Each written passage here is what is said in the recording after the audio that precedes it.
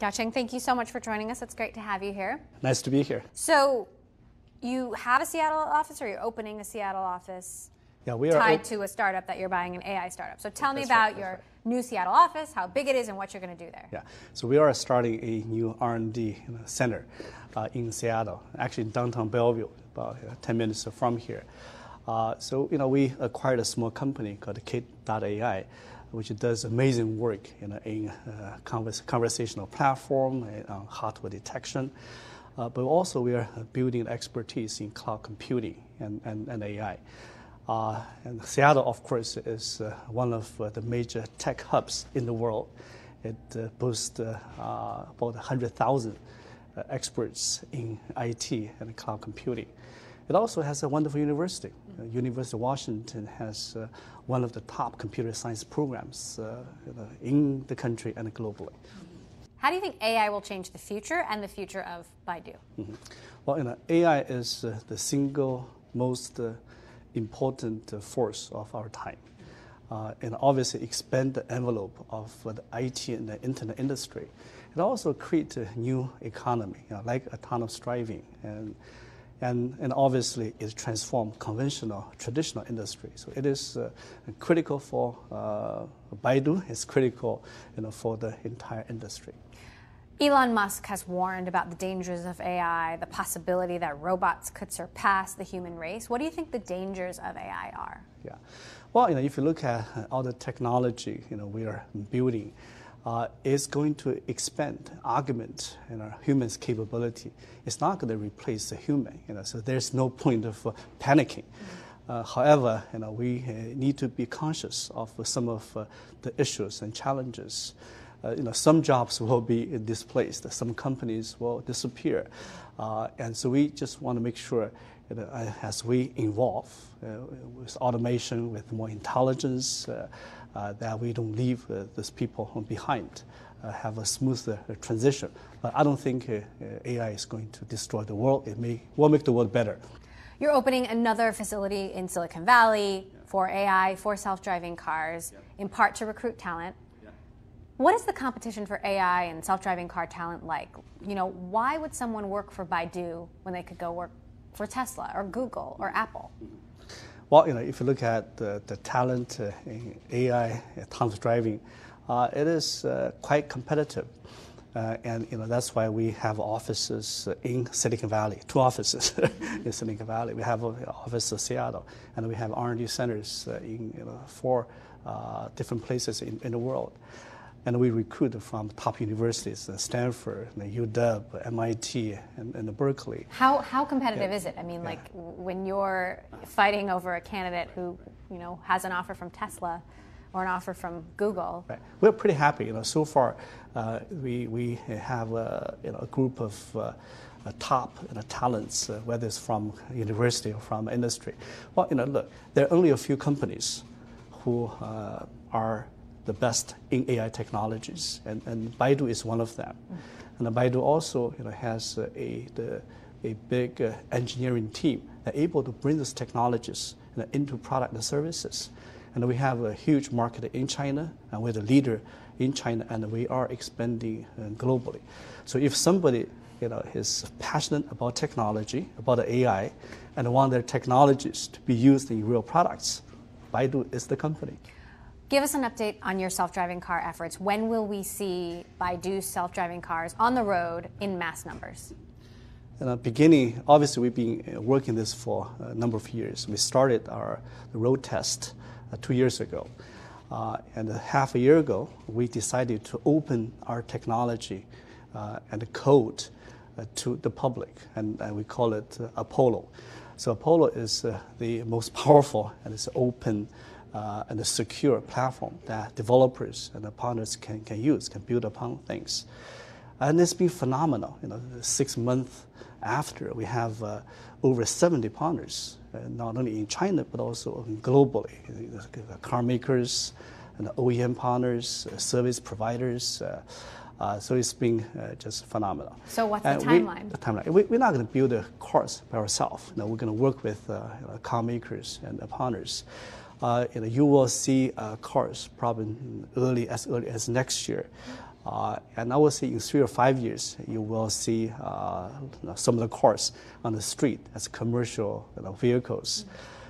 Just last month, we began to put a lot of new technologies into the Apollo platform.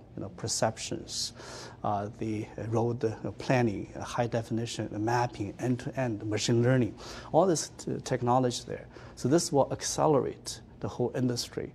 If you look at a lot of companies, they are building a lot of the repetitive products.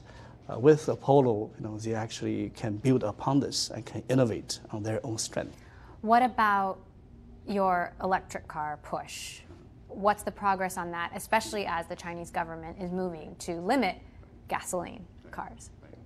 That will be another dimension of transformation. So if you look at the cars, automobile industry next 5 years, new energy, electricity driven. It's the ride sharing and also AI play a bigger role. So we are fully behind that, and obviously we are not making cars per se. But if you look at all the machine learning capability, all the technology, perception, high definition mapping, those will help electric cars more than the hybrid or the gasoline cars. Your streaming service, iQIYI, is aiming to go public in 2018 at an $8 billion valuation. What are your expectations? Well, I'm not going to comment on the rumor, right? But iQIYI is the leading video company in China. As kind of a combination of YouTube, Netflix, and Hulu here in the U.S. And it's a critical part of the Baidu search and the content ecosystem. And it's amazing, right now there's 7 billion, people spend 7 billion hours a month watching these videos and the programs. So we'll continue to be a critical part of our product services. Alibaba and Tencent have their own streaming services. What is your content strategy? How much do you intend to spend to get new content? Mm-hmm. Well, we do pay a lot of royalties, for the contents, whether it's syndicated TV shows or it's PGCs. But we also produce our own contents, and we're probably going to spend more money in producing our own contents. The whole space is super competitive. I'm very glad iQIYI is taking a leadership position, and that will benefit Baidu and our industry tremendously. How much do you tend to invest in original content? Yeah, I'm not going to tell you. But investing in original content is a key strategy for iQIYI. But if you look at iQIYI, the membership subscription increased tremendously. There increase from ads, but also from the membership. And the people like original content, and the people pay for content. So it is a part of our core strategy to invest in content, to buy contents, and to also produce our own contents. Google, Facebook, and Twitter are under fire in the U.S. for fake news, spreading misinformation. What is Baidu's responsibility here and Baidu's plan to combat that kind of thing? Yeah. Well, fake news is a global challenge, and there's no exception in China. And every year we receive somewhere around 3 billion claims, requests that we need to verify that might turn out to be fake news. So it's a huge challenge. We are using a combination of technology and also content authorization to minimize the fake news. So work with authorities, work with, for example, the Food and the Drug Administration, work with Association of Science and Technology, with Cyber Authority to minimize that. I understand you have like hundreds of cyber cops, right? Actual people that are looking at information. Is that correct? Now, first we use the technology. A lot of things we talk about, AI, able to help us do the screening. But after you do the screening, you have to make sure the source are authentic. And so we work with, as I mentioned, the different organizations like Association of Science and Technology and the Cyber Authority to make sure those contents are authentic, real, and of high quality. So we have an obligation to make sure that the user gets good contents, but it continued to be a challenge for us, for other companies in China, and for companies in the US. So the Chinese government recently cracked down on yet another US social network, WhatsApp. And I'm curious what you think about the latest crackdown and whether it's different than it's been in the past. Yeah, I haven't followed all the news. If you look at the whole internet space in China, it's vibrant, very dynamic, whether it's Alibaba, Tencent, or Baidu. In China, people call it the BATs, continue to grow tremendously. And the other companies that also doing really well. So overall, the internet industry is booming in China. However, when you operate in any region, whether it's China or outside of China, there are regulations, policies, any company need to abide by. But overall, if you look at China, just the high-tech industry, internet industry, are doing extremely well.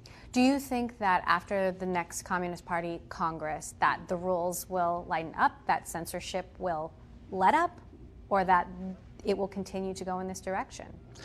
Well, if you look at the trajectory, the overall direction, right, China is becoming more open than ever before. And technology industry is growing phenomenally. Is that the case, though? I mean, when I was in China, Facebook and Twitter were allowed, Google was allowed, and then they all got shut down. Yeah. One thing is, obviously, there's a lot of momentum in China for the internet industry, but also it's hugely competitive. Look at the search space we are. There are more search companies in China than US. US, you have Google and Bing. In China, BATs, Baidu, Alibaba, Tencent all have search technology, search business. And then you have probably half a dozen other companies doing search. And every day there are new technologies that compete with us in search. And the whole competition is scorching, it's fierce, it's intense. But I think it's a good thing. It makes us more constructive, innovative. And the Bing is also in China, by the way. How would you characterize the health of the Chinese economy, particularly the pileup of debt? Do you see a big risk there? Yeah. Well, overall, Chinese economy is very resilient, and the 6.9% growth in the GDP on such a big, large base, it's amazing. So overall, I don't see a systematic risk. There might be things here or there need to fix. But overall, I'm very confident. I'm not an economist, but for the industry I am in, for the people I talk with, overall, it seems quite healthy. Let me also say this. China is more open in terms of talent, in terms of the trade, and also in terms of high-tech companies. So that's why we set up labs here, right, in Seattle and in Silicon Valley. And that's why if you look at the Seattle area, Alibaba has a lab, Huawei has a lab, Tencent has a lab, we have a lab. There are quite a few companies doing that. And all companies want to become global companies, and that in terms of talents, market, and product and services. Are you concerned at all about President Trump cracking down on free trade and cracking down on the relationship with China? That's really bad. If that happens, America benefits from openness, from talent flow. Any form of protectionism will be bad for U.S. and the world.